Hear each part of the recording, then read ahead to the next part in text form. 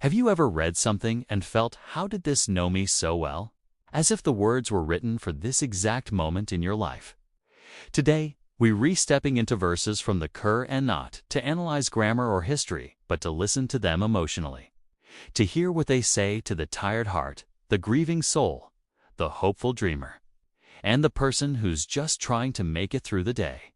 When you feel overwhelmed, there's a verse in the Quran that says, God does not burden a soul beyond what it can bear. Surah Al-Baqarah 2-286. On the surface, it sounds reassuring, but emotionally, it's deeply intimate. This verse isn't denying your pain. It's not saying this is easy. It's saying you are stronger than you think, even on days you feel like you're re-breaking. When you feel like you're drowning in responsibility, grief, or anxiety, this verse gently reminds you, you were designed with the capacity to survive this moment, even if you don't see how yet. Not because you're invincible, but because you're not alone. When you feel forgotten, another verse speaks quietly to the fear we don't always admit out loud, the fear of being unseen. Your Lord has not abandoned you, nor has He forgotten you.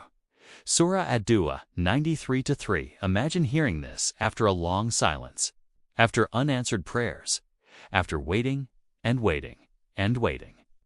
Emotionally, this verse feels like a hand on your shoulder saying, I know it feels quiet, but I'm still here.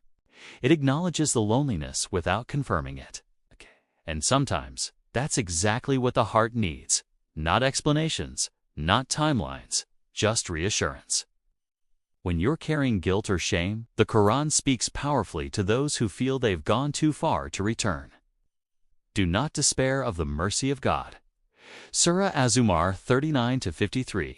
This isn't a warning. It's an invitation. Emotionally, this verse dismantles the idea that you are too broken, too flawed, or too late. It doesn't say, don't sin. It says, don't give up. The door of mercy is described as wider than our worst mistakes, and that alone can feel like oxygen to a suffocating heart. When life feels heavy, one of the most repeated emotional anchors in the Quran is this promise. With hardship comes ease. Surah Ash-Shar 94-6, not after hardship.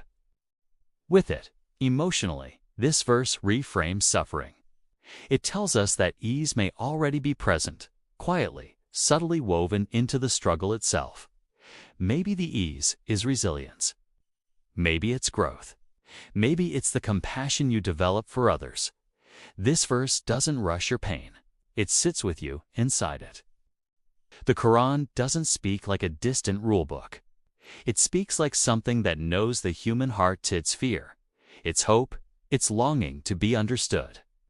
And maybe that's why, centuries later, its verses still feel like they're reading us.